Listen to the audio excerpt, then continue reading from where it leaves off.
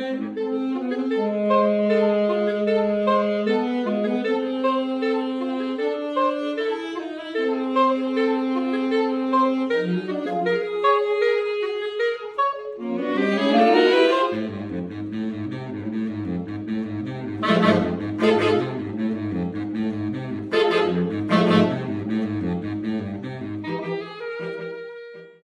am Mike Kelly from Project Healing Waters Omaha, and tonight we're going to do the first in little short series. We're going to do 2 weeks worth of presentations for minnow type flies.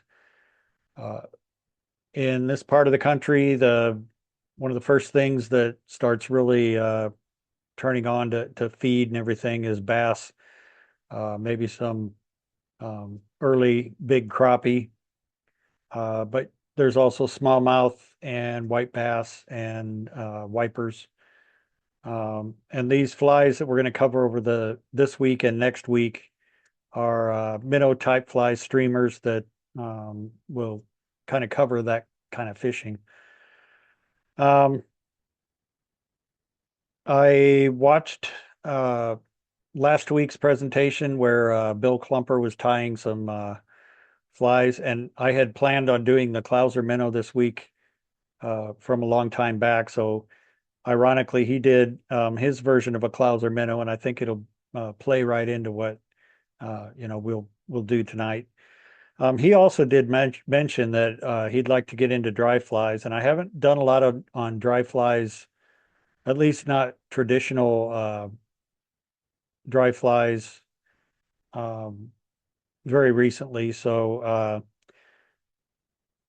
after these 2 weeks of minnow type flies, I wanted to start getting into bluegill presentations, because that's the next in our area for the really hot time to go after them from the bank, like I do, and in still water. So I was going to do some foam flies, whether you have a foam cutter, and hopefully I can get a hold of that before that presentation so I can kind of show what those cutouts, can be used for. But otherwise, just to cut your own foam and make some gurglers and maybe beetles and that kind of stuff. And then the second part of that for bluegill flies, I wanted to kind of cover a lot of times, if you don't tie your own flies and you just buy them from a fly shop, you can buy trout flies, and those can be fantastic for bluegill. If you hear somebody say, this is the only fly you need for bluegill, bluegill will eat anything if it's presented to them right. So with bluegill on the spawning beds, you're talking about maybe 1 to 4 feet of water. And so it's just such a blast to catch them on the surface.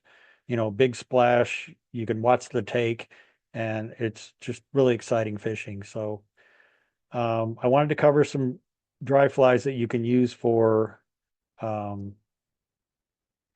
bluegill, but the ones that I was going to talk about, I think I'm going to change that a little bit. Bill was talking about he kind of wanted to start like an Adams and stuff like that, that type of dry fly where it's a mayfly imitation. So I think I might, after these 2 minnow imitation weeks or whatever, I think I'll go to some dry flies like the Adams and the black gnat. Those are 2 real old time patterns that the Adams to this day is one of the most popular flies. The black gnat is probably not so popular nowadays, but it used to be just the go-to. And at least the version that I always tied is a little different than what you see in any of the YouTube videos or whatever. So we'll cover both of those as just kind of showing some techniques on hackled and you know mayfly type dry flies. Another thing that came out of last week, uh, people were talking about having trouble finding fly tying materials, and they weren't sure if Council Bluffs at the Bass Pro Shops was. Uh, I buy I buy hooks, thread, um, hooks if they're available. I buy thread and maybe some like leaders and line and tippet and stuff like that from Cabela's. But I agree that Cabela's fly tying section is kind of weak. I think, especially since they merged with Bass Pro Shops, I think they kind of lean more toward the other parts of the store, and the fly tying and fly fishing section. They sell a lot of fly rods and reels and stuff like that, but the fly tying materials aren't really that great. I wish I could maybe after I retire, I can be a consultant and tell them what they need to stock their shelves with, but um, they've really been kind of weak. But I would say, and people weren't sure, but I would say that the White River Fly Shop in Council Bluffs at the Bass Pro Shop is better than Cabela's. It's probably not perfect, but you can get a lot more thread, beads, hooks, Zonker strips, chenille.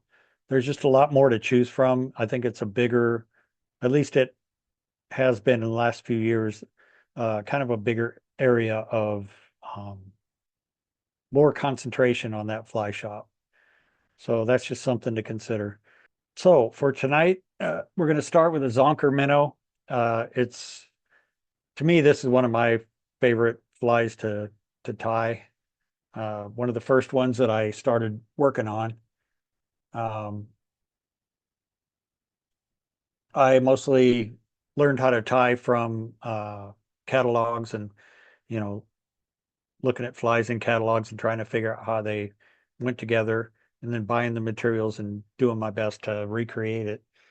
Um, it was hard doing it that way without a class or whatever, but um, in the long run, I think it made me really appreciate how they go together. And um, once YouTube came along, I just absorbed all that stuff, and it made things so much easier, especially with tips and tricks and stuff like that. So here's a example of what a zonker looks like. This is natural rabbit fur.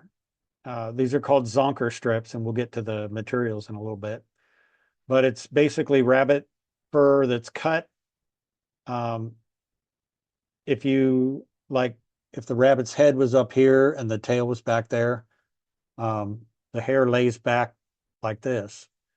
And so if the strips are cut in that direction, then that's a regular zonker strip. And so the hair all kind of leans back toward the back. So what that does is not only does this soft rabbit fur, if there's any, fluctuation or whatever in the, it's a great stillwater fly, but even in the current, that hair is so soft, it's just going to move. Um, the body is normally a mylar cord, and I'll show you examples of that. You can put lead wire underneath it, lead tape, which is what I'll kind of show for tonight. And a lot of times they'll put a throat like this of red just to kind of give that, gills or maybe blood or whatever. Um, but the beauty of the zonker is it's basically like a style of fly. So in this particular case, we have silver mylar with a natural rabbit fur. Um, here's a smaller one and it's smaller because the hair, this is actually pine squirrel zonker strips. So it's a little bit shorter hair, a thinner. So I tied it on a smaller hook, but also used a This is actually like a, what do they call it? Holographic um, tinsel uh, for the body. And then I put an orange throat on this. I thought it looked good. Um, but this is like gold with like a brownish color. Um, the one I'm going to do tonight is my favorite uh, version, which is pearl with a white um, Zonker strip. And um, these are just, fantastic flies for, there's a little bit of weight, so it will, I'll tell you, if you try to tie this fly without weight at all and just, put uh, that mylar cord on there, um, the these Zonker strips will kind of float a little bit until the hide gets soaked up with water. Um, so it helps to have a little bit of lead to just make that sink, but these don't like sink like a rock. Uh, the rabbit fur is dense enough to where it does trap a little bit of air and then the hide itself until it gets saturated. That kind of helps float it a little bit. Um, but these are fantastic for if you're fishing from the bank, 1 to 4 feet of water, which in early spring, you might get a surprise walleye in some of these lakes, but I have caught more bass on zonkers than any other fly. Um, Crappie love these. Um, God, I sold probably dozens of these uh, to people down south where the crappies are real big. Um, for it's just really good fly to use for crappie because it looks very much like a minnow. It's a little bit larger of a minnow. This is a size 4, and that's what I'll do tonight because it shows up good on the camera. Of course, you can vary, but when you're using this rabbit fur, this seems to be a really good length of hair and everything else for a size 4 hook. That's just my favorite look of that fly. So to get into the materials a little bit, I'll share screen. Uh, John, can you make me co-host so I can share?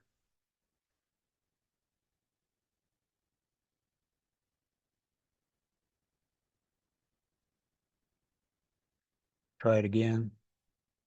Yep, there we go. Sorry, I don't know how that happened. We made you co-host once. All right, here we go. Um, so this is a picture of a version with olive hair and like a greenish pearl um, mylar. And then they actually tied like a collar. I like to do it more as a beard and use the rabbit fur up here on top um, uh, to make it more of a full uh, bait fish looking shape. Um, but normally this is tied on at least a 3x long streamer hook or big nymph hook. Um, my favorite size is about a 4, maybe a 6. If you were going after northerns, walleyes, big bass, you could go to a 2. Um, the underbody can be lead zonker tape, which I'll show you. And then you could also wrap it with like a non-lead wire or a lead wire. And then the overbody is mylar tubing in gold, pearl, silver. That's about, this is a green gold. That's a really cool color. Um, I've never seen that before, but most of the time you can find it in gold, silver, or pearl. And then the wing is rabbit zonker strips. With the wing, again, I showed you the pine squirrel. They also zonk mink, which is a little bit shorter than the pine squirrel. So you can find strips, and you could do your own if you have some some like a patch of fur that's tanned real well and it's flexible.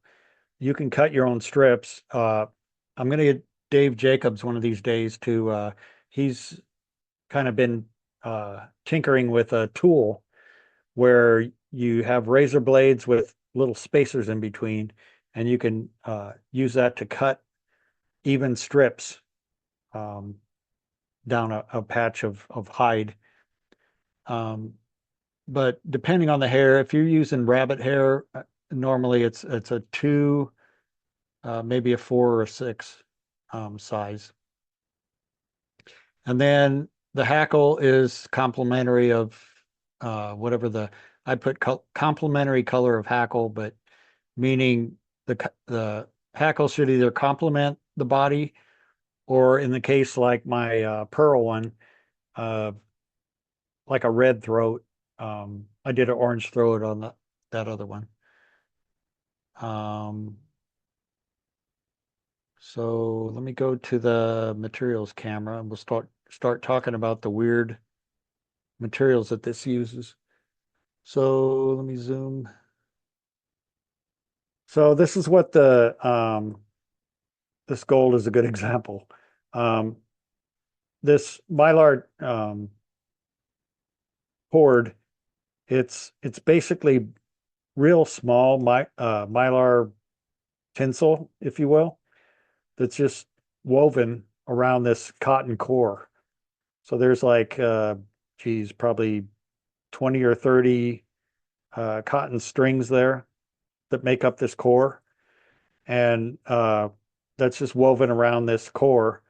So when you cut it, you cut a piece that's, I like to go the length of the hook plus a half, which gives me plenty, but I'm not wasting it that much. So a hook and a half, and then I'll cut it at that point. You need to make sure, I have some really cool, high dollar scissors. Do not use that on mylar. You're cutting mylar and cotton core, and it's just going to destroy those scissors. So cut it with a pocket knife. Maybe if you have a wire cutter or something like that, cut it with something substantial. But cut it a hook and a half in length. But this is the gold. To me, and I have a lot of rabbit strips here. Um, if I was doing maybe chartreuse and gold, I think it'd look really good. Um, this fire tiger kind of color. Can you see that? I think that'll look good with gold. Um, Pearl, it's just a real, like you see pink and blue and all kinds of pearl colors in there. To me, that's better with white or the natural. Um, Black, here's some black um, strips. And I think that'll look good with gold, maybe with silver. Um, and then again, like I showed with the other, here's some holographic silver and gold. Um, these were actually bought at White River Fly Shop. So this was bought at Cabela's, or I mean at Bass Pro in Council Bluffs. Um, but I've used this for kind of smaller ones. It's a little bit smaller diameter than these. Um, but it has that holographic uh, flash, which is kind of, to me, it's like, scales or whatever. It's just real iridescent. Um, then the weight I was talking about, this is the lead strip, and this is real long. It wasn't very expensive. Um, it's lead tape, and it's maybe an inch in width. And for the fly we're tying tonight, I have a strip here that was cut about an inch long, and you basically fold it over the hook and then cut it to shape, and we'll do all that. Another thing about, I'm going to move some of this tinsel stuff out of the way here. Another thing about Zonker strips, they're not all created equal. So this is a good example, if you can see that. When I hold this strip out, you can see that the hair stands up vertically to where the hide strip is. This is called a cross cut. So if you imagine the poor rabbit, this would be across his body, like left and right. Okay. This wasn't down his back like that. So when this was cut, it was cut cross cut um, from left to right. And what these are good for, on larger flies, you can actually like palmer this, wrap it kind of like soft tackle. What I like to use this for is to put it in a dubbing loop or grab it with one of these tools or whatever, take a section of it, grab it in here and put it in a split thread or a dubbing loop or something. But these stand 90 degrees out from the strip. Okay. So that's cross cut. Um, this olive here, you can see that actually lays back.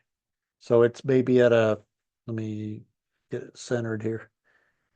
So this olive lays back um, at an angle toward the tail. So this is what we use for zonkers. Uh, it gives like a tighter um, point to the tail here, and all the fur lays back. And that's kind of what you want for this. Um, so if you're trying to do, this black is crosscut. You can see that stands 90 degrees from the hide strip. So again, that was cut across the body like that instead of down the body like these. This is a good example. This fire tiger is, it was white rabbit that was dyed and then, dyed to make the tips on it and everything. But this all lays backward toward this direction. So what I'm going to do is white. I'm going to do white and pearl with the red throat again.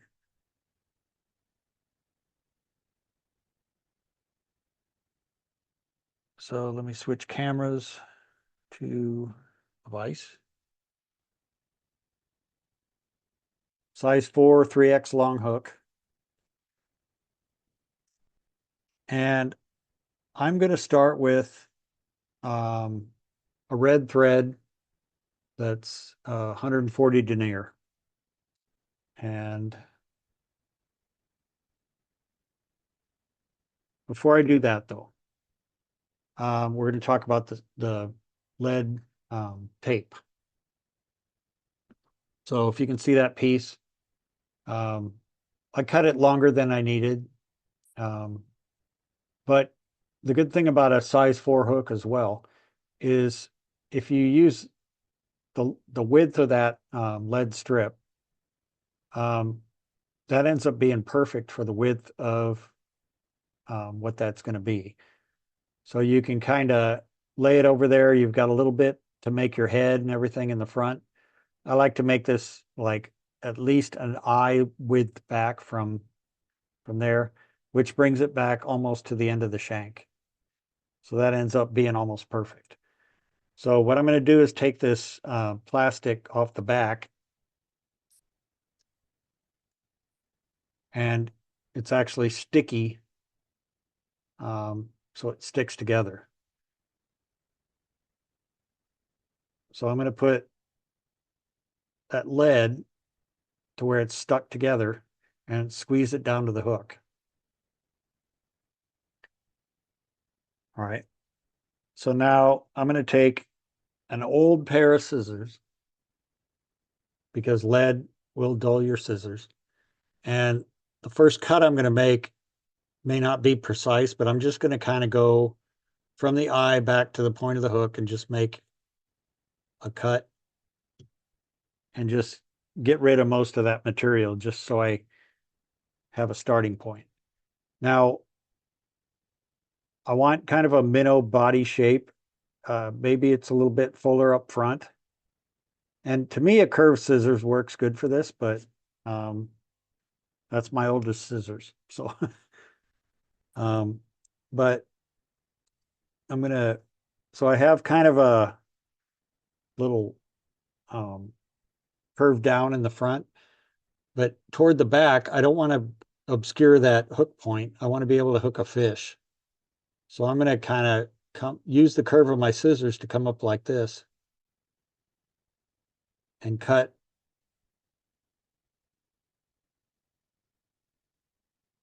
that. So that gives me a lead underbody that has a little bit of a fish shape, but it's not obscuring the hook too much. I might just take a little bit more off of that.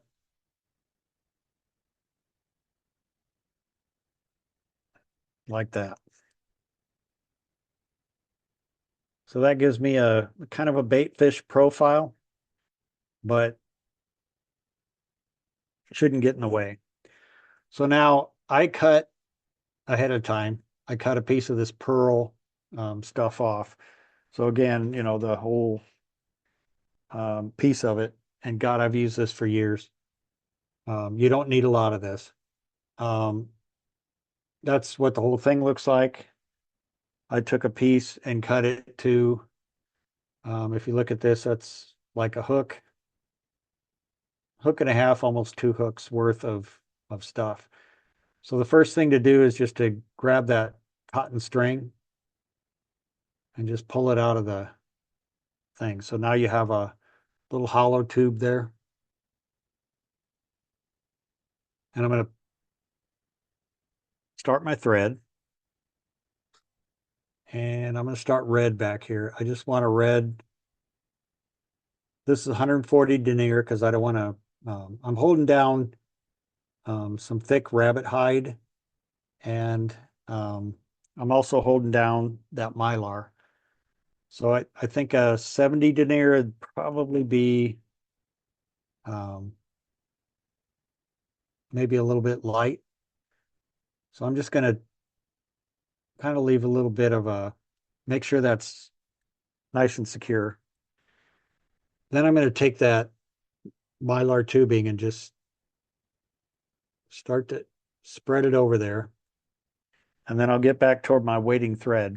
Now I'm going to take my dubbing needle. I'm going to come back about maybe at least a quarter of an inch and just kind of make a little path there and see what I have. Maybe a little bit more. What I'm doing is unweaving that mylar to where I can get it past my thread. Because I want a little bit of a tail there. And so now keeping my thread tight right now, I'm going to go up over that and come down tight, keeping it tight. Try to avoid the hook point. And I'm tying that mylar down with maybe 6, 7 good wraps, maybe 8. Okay, so when I pull on that, it's not spinning. And I got a little bit of a mylar tail hanging out of the back, right?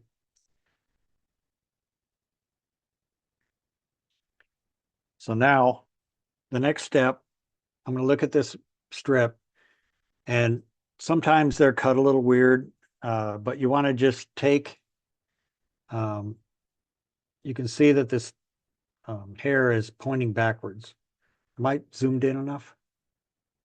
I think so. You can see this hair is pointing backwards.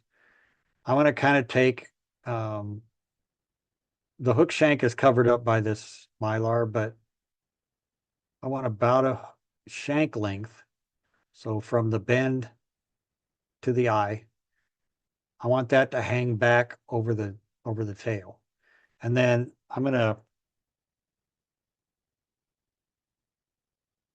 moisten this hair a little bit so it separates easy.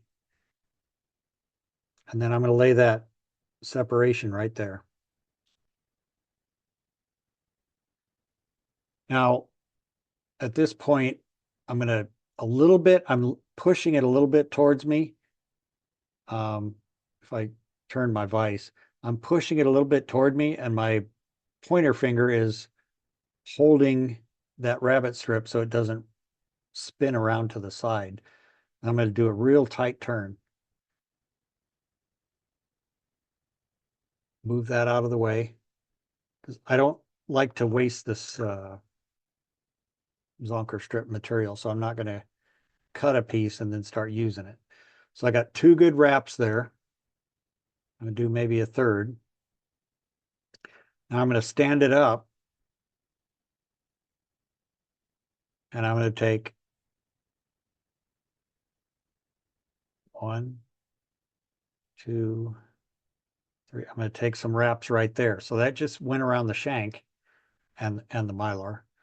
And then a couple more here.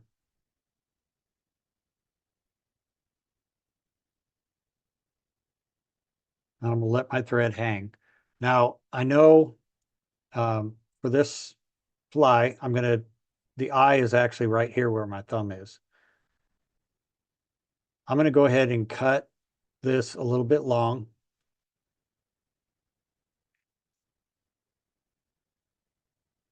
Excuse me for bumping the camera.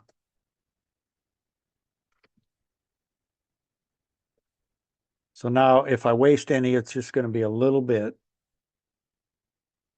And then I want to, again, moisten this stuff so it's out of the way. Now I'm going to take my whip finish tool and I'm going to get crazy here. And I'm going to use my other finger to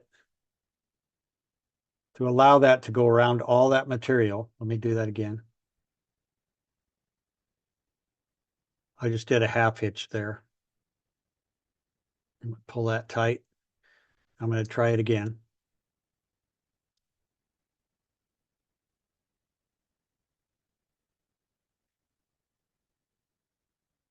Okay.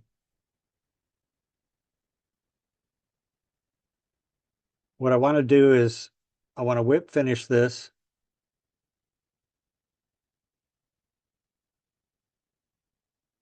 So that was 1 and then 2 more. So that should be fine. I'm going to go ahead and cut the thread. And then I usually use UV back here. So at least from the side, I put a little drop of UV. You can use head cement, and by the time you're done tying the fly, and that's going to be okay. All right.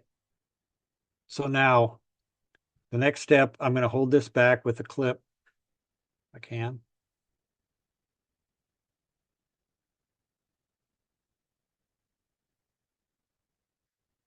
Okay. Now, the next thing I need to do is hold all this back with some black thread.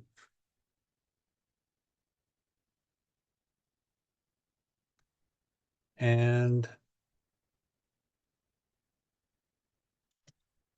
make kind of a extreme jam knot there and get my thread started on the front of the hook with black. So now I'm going to do the same thing with my dubbing needle and basically unbraid that stuff.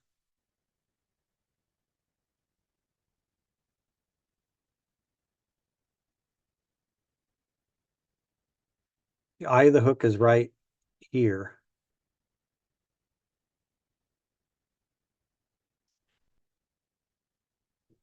So I'm just kind of unbraiding that. I left this a little longer than I normally do. So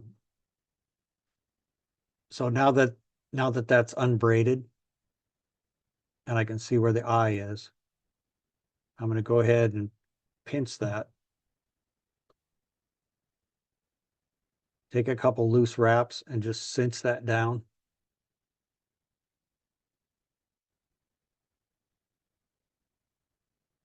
And then come back and make some real tight wraps so I don't lose anything. And then this is the part where you can really end up with a big head. And I don't mean like you're proud of yourself. I mean a big head of the fly.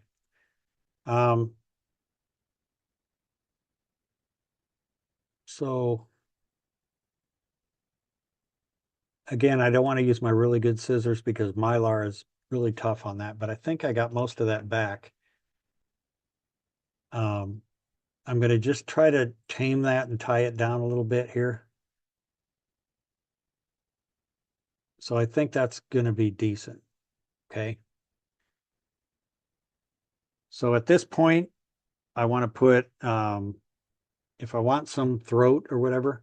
So here's a red saddle hackle. I really don't mind using this fluffy stuff at the base for a throat on these. So I'm going to just grab some of that and turn this upside down and just tie that in as a throat. Now, as I was tying that, if I spin it counterclockwise as if I was looking down from above, that takes the thread and it makes it reach back toward the material to help me tie it down. Otherwise, sometimes it reaches out toward the front of the hook and then it's real tough to tie it down. So that makes a beautiful throat. Now, I'll take that. Now you could, if you wanted to get, make this real secure, I suppose you could put a little bit of, open the right part here. Put a little bit of super glue along the top edge of this, just a little. Hopefully that wasn't too much.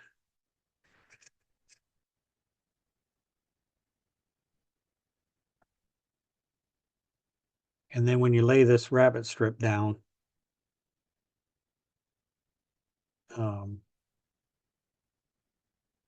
that strip isn't going to go anywhere. Then split it and tie that down. A couple good wraps, several good wraps. Now, you can see I'm probably an eye back from where the eye is, an eye's width back. I'm gonna try to cut this with several cuts because I want to try to get one from the side, kind of one straight across, and then one down at another angle down like that because I don't want to build a big bulk on my head there. So now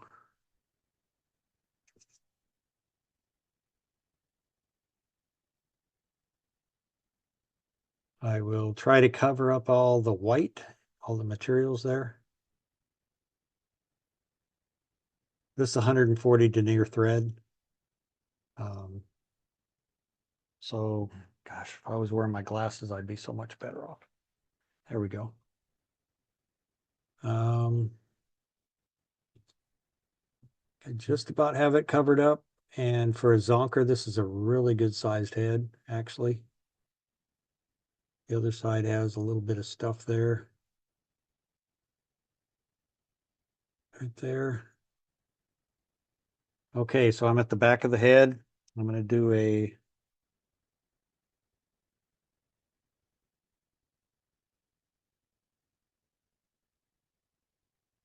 all right, John, what'd you do with my whip finish tool? Here it is.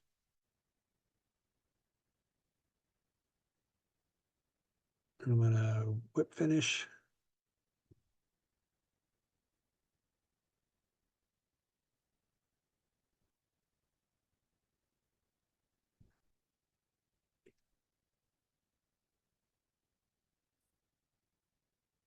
Flip that, and I have a little bit of a frayed thread or something there. So bear with me. All right. That's beautiful. Now I'll put a little bit of UV resin.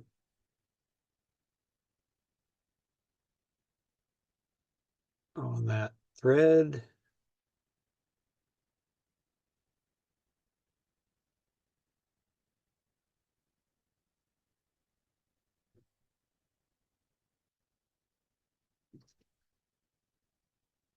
Zap it with the light. And that is a beautiful zonker.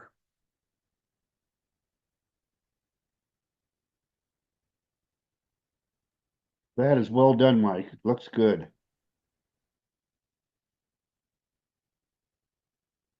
I started with red thread. If anything is showing in the back, I'd rather have it be red.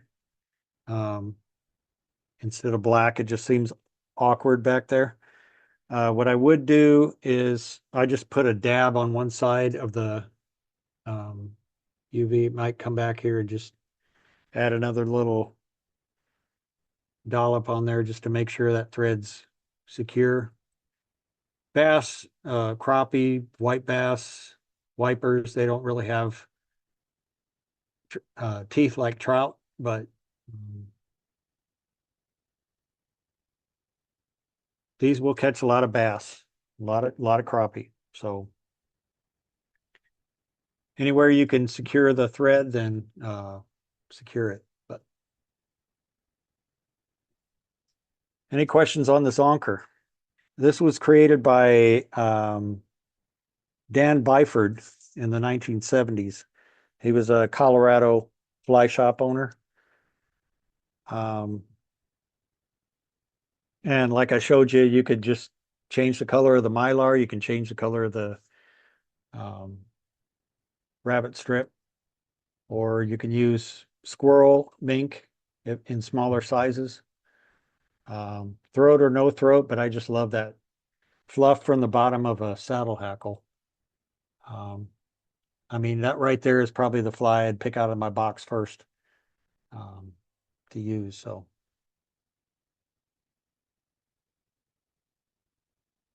any questions? If not, the next one we're going to go to is a Clouser, and I've got some really weird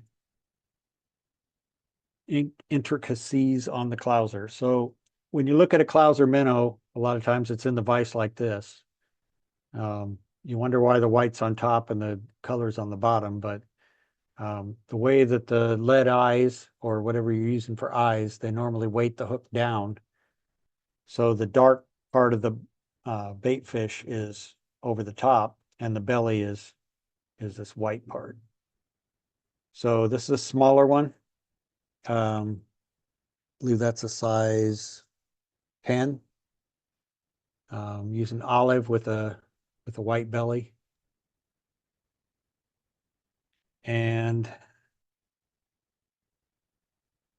this is a size I usually use, which is again a size 4. This is olive with a white belly. And this is using bead chain eyes. Actually, I got these at a craft fair. Don't judge me. I like to go to a craft fair with my wife and daughter. For one thing, because Maria's has a vendor there for one of the food vendors, and they have really good margaritas. So I go to the craft fairs with them, and I just happened to stumble across these bead chain eyes. So I got a real long chain and cut them into 2 eyes per thing, and they work perfect for this. And the reason I like these eyes, these bead chain eyes, is again, using these for crappie in the spring. These are going to be my go-to. I like using bucktail style flies because they are almost neutrally buoyant, and those bead chain eyes won't really make them sink right into the muck right away. So fishing from the bank, these are really good pattern. They're kind of a bronze color, which also kind of, I think, doesn't matter what really color you're using. I think they would stand out. So those are good. The one we're going to tie tonight, I think, is the chartreuse, which I think is the most popular Clouser. Chartreuse and white. Again, you can use any crystal flash in there. The key is to use very little. I usually do 2 on each side, and that's it. That's enough flash for whether you're using pearl or gold or silver or whatever color. Too much flash can end up being kind of obnoxious. Again, in this olive one, I have 2. That's pearl flash, and that's 2 on each side, basically. The original Clouser Deep Minnow evolved from just, like I said, traditional bucktail streamers. It was created in 1987 by Bob Clouser, a Pennsylvania fly shop owner and guide. The original patterns were intended for smallmouth bass in the Susquehanna River. The name Clouser Deep Minnow was coined by Lefty Kreh in a 1989 article in Fly Fisherman. Lefty claims to have caught over 87 species of game fish on the Clouser minnow flies. It's great for saltwater, also freshwater. Again, the eyes could be bead chain, or in the case of that smaller one, that was lead eyes. The key is if you're using lead eyes, it would be better if you had steep drop from the bank, or you're fishing from a boat or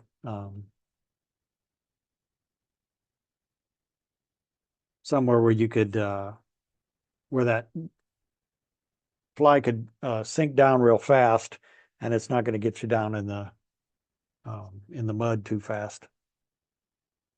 The good thing is, with that weight on the bottom, it does turn the hook upside down, and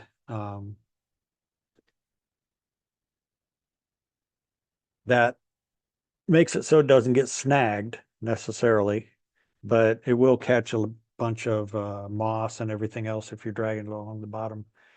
So there's a couple keys to the Clouser Minnow, and what Bob Clouser would normally say that a third of the hook is where you put the eyes, and then the other 2/3 of the hook is used for, the body or whatever, and the deer hair, the bucktail. So I saw in the early days of podcasts, Fly Fish Ohio had a guy named, name escapes me, but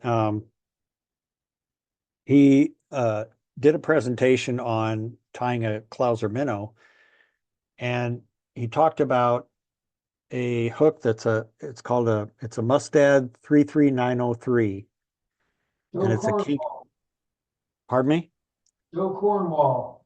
Joe Cornwall, yes. Yeah. It's a 33903 kink shank popper hook. And the good thing about that is it has most of the you can't really find these very much anymore.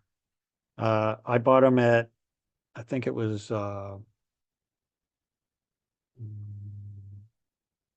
I bought them at kind of a closing sale, but the key is that this front dip here puts your eyes in the same spot every time, and it's right at that 1/3 point.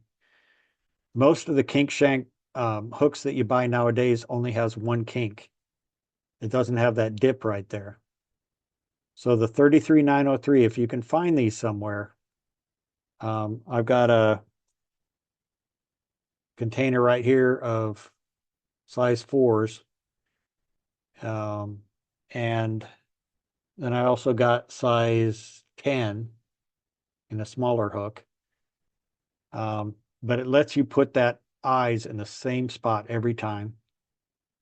And it also makes it so much easier to secure the eyes. Anytime you're doing lead eyes or even bead chain eyes, when you're trying to tie them on, sometimes they'll spin or whatever. And this kink right here really makes it easy to cinch those down. I'm going to go to the materials here. Well, let me go to the PowerPoint first.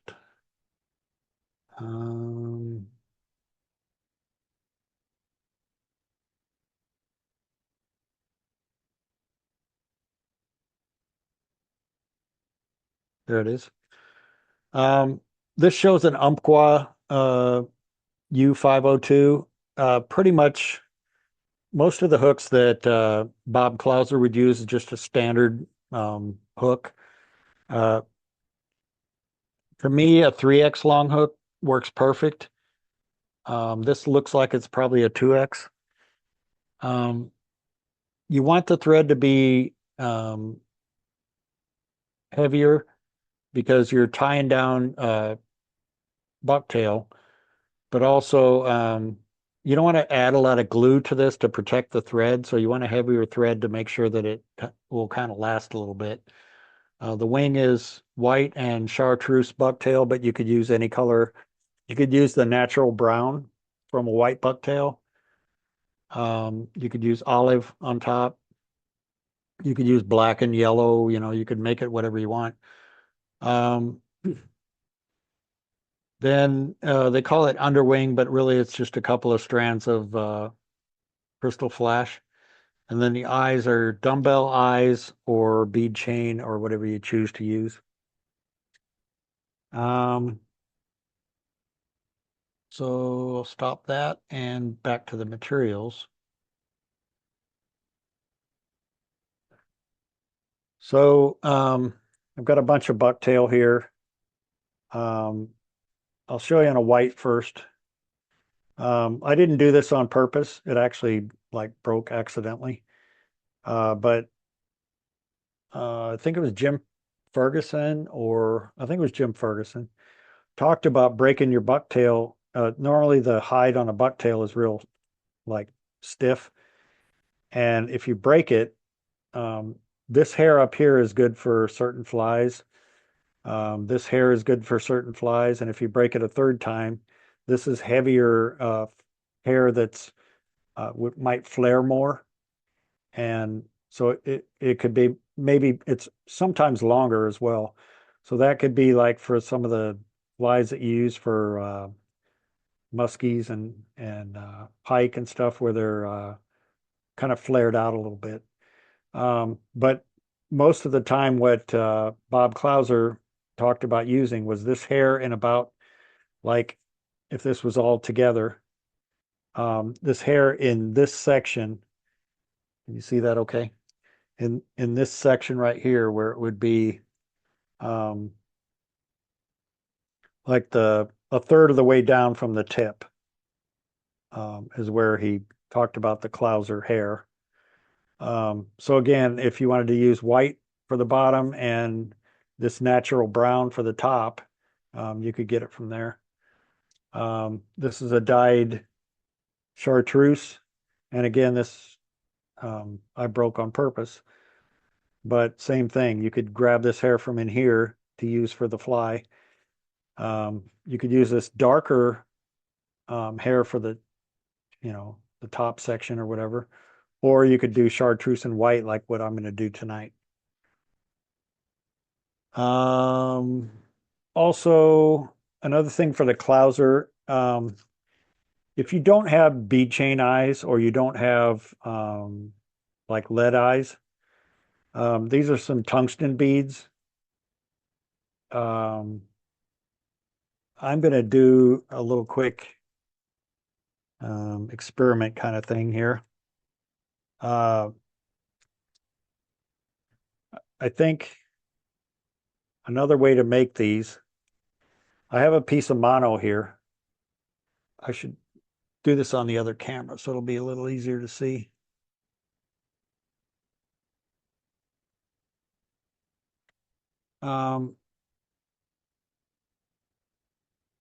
If you don't have those kind of eyes, I'm going to go to flame again. You could put a bead on a piece of monofilament and then just kind of bead that monofilament up to that side. Put a bead on the other side.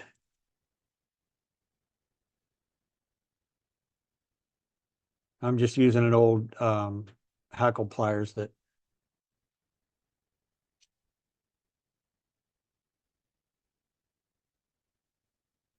and just melt that mono like that.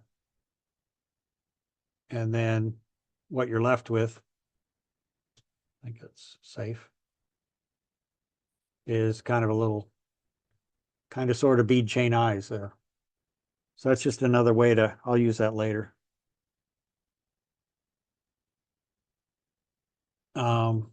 For this one, I'm going to start with just some white thread. This is 140 denier again.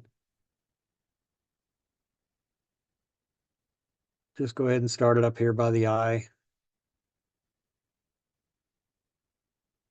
And I'm going to wrap back to where I'm in that little valley right there. And I will cut that thread loose. All right. So I'm going to put these bead chain eyes in. I'm going to take about maybe 4 or 5 wraps and then come across this way with 4 or 5 wraps. And I'm kind of pushing it to get them level. Kind of come across like that and then back. So I'm just kind of making X wraps across there. And really, those are real secure. I mean, I'm bending the hook here trying to move it. You could still, I should tighten this in my vise, but you could still make those kind of yoke wraps going around like this to where you're snugging that up. And then come back and I'll leave that at the end of the eyes. So right now that's like really secure. It's not going anywhere. So again, if you can get that 33906 mustad hook, or I'm sorry, 33903 mustad hook, those are great for Clousers. Tighten this.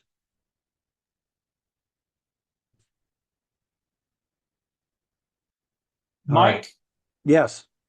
I looked up Amazon. You can get the 303 size 6, 100 for $14.95. That's it. Size 6. Size 6. Yeah, I have 4 and 10, and I think 6 would be a really good size if you could get those. Like I said, my favorite size is 4. But that would be excellent. So I'm going to start with the white. And again, we're tying this upside down because the bead chain should keel the fly and make it right hook point up. So we want the white on the bottom here.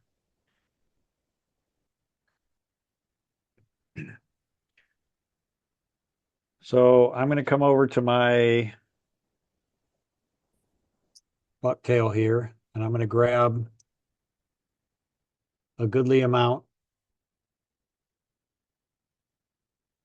Bob Clouser, when he first started tying these for like TV or videos. He really talked about making them sparse. And a lot of those earlier videos I always saw and articles, he kept talking about how it should be sparse. The funny thing is, in the later years, and I don't know if it was because of salt water or what, but he tied them more and more bulky in the later years. I don't like to stack the hair for a clouser. I like it to have a little bit of a taper at the tail, but I do kind of hand stack it. So if you look at this, there's some real short things there, like here and here. So I can grab the main part of that and just kind of pull. If you lose some, that's okay. And just kind of hand stack it like this, just to get it still kind of tapered, but maybe take the longer ones out and move them back some. So that's pretty good right there. It's a little long one there. And that should be fine. So what I want to do is I want to go about like the length of the hook hanging off the back. So about like that. So I'm going to mark that with my fingers, and then I'm going to go over my waist here and cut those butts off. And then I'm going to kind of come down here at an angle and tie this down. And what that does is it forces my tie down area here to be kind of cone shaped. It puts some on the top, some on the bottom. And so I'm just going to tie that down real tight. Go back to the eye, come back, and come tight against those eyes. Now I'm going to come under the eyes, and I'm still keeping that hair on top, trying to.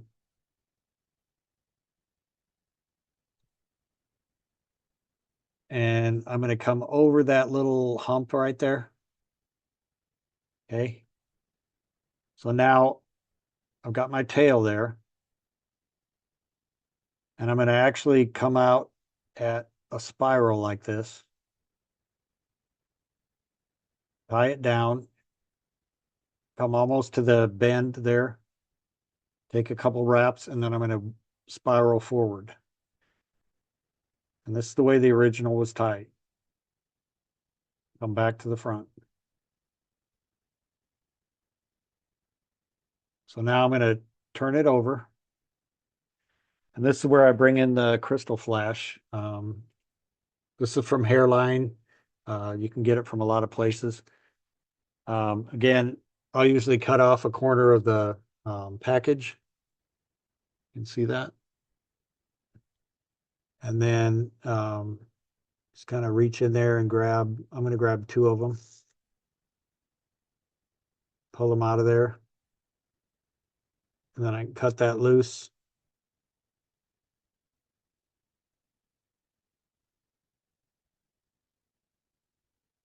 So now I'm going to take,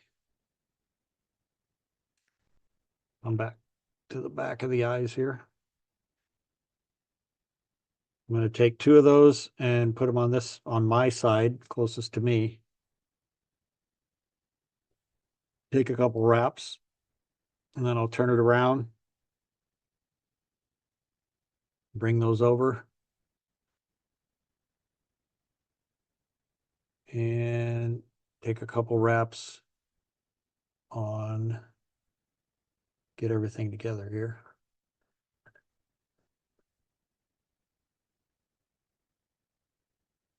Like that.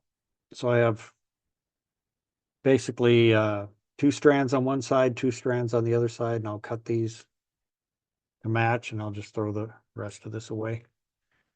All right. So now I'll turn it this way, and that's where I'll come and get the chartreuse bucktail. And again, about that third of the way down the bucktail, I'll grab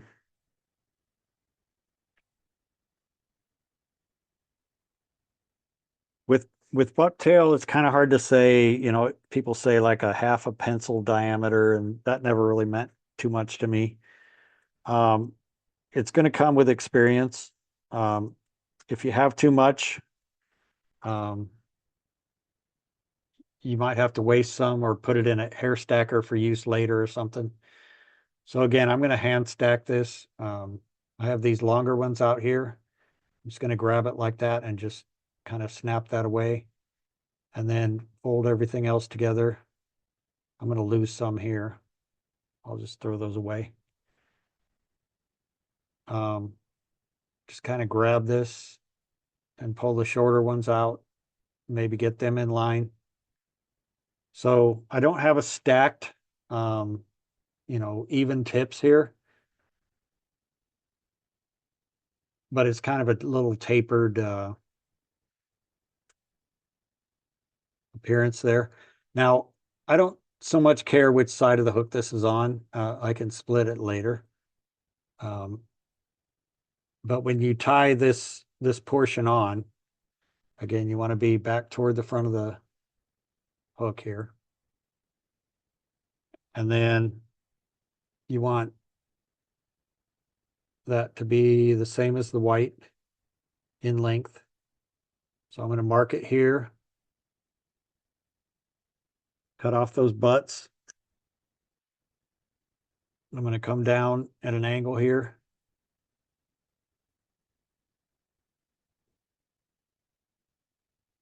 Couple loose wraps just to get everything in place, and then start going tight. Wrap down to the eye. I'm filling this area in by the eye that so that I end up with kind of a cone shape in the front here.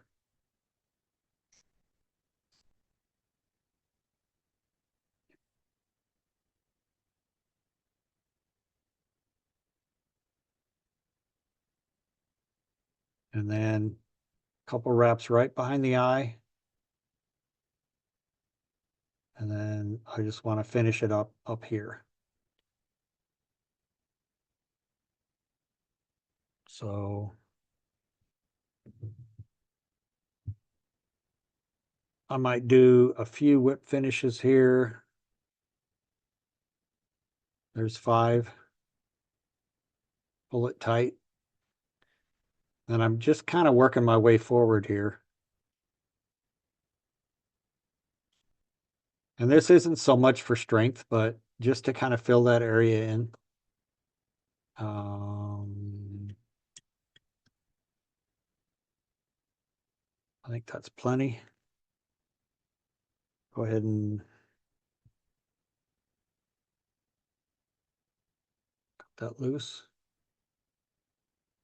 And then I can go through with my bodkin and just kind of split that hair around the end of the hook. So I have chartreuse on the top and white on the bottom. And then that cone shape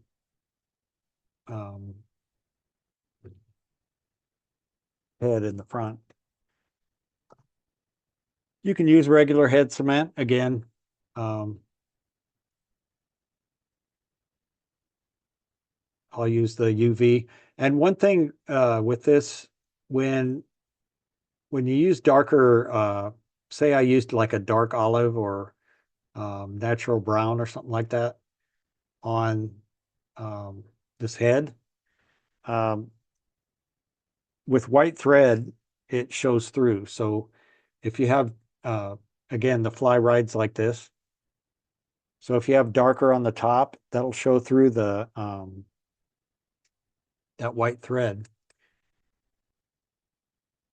You can see the chartreuse a little bit. But if you did like a, say, a black and yellow, the black would show through the thread, and then the yellow would be on the bottom, and it would just kind of give a really cool look to the fly. So that is a Clouser Minnow. And that's the way that Bob Clouser tied it. Now, the way Bill tied it the other night, and there's a key here. You could use craft fur. You could use other different kinds of fur. But the key is you want the eyes. The eyes are going to make this fly ride, like this. Trying to get the hair proper here. The eyes are going to make the fly ride this way. So you want the light color on the bottom, like a minnow belly, and then the darker color on the top. And white and chartreuse for saltwater, for any muddy water around the Midwest. A lot of our lakes and stuff have silt and stuff like that in them. And chartreuse is an excellent color for bass, crappie, anything. Any questions on the Clouser?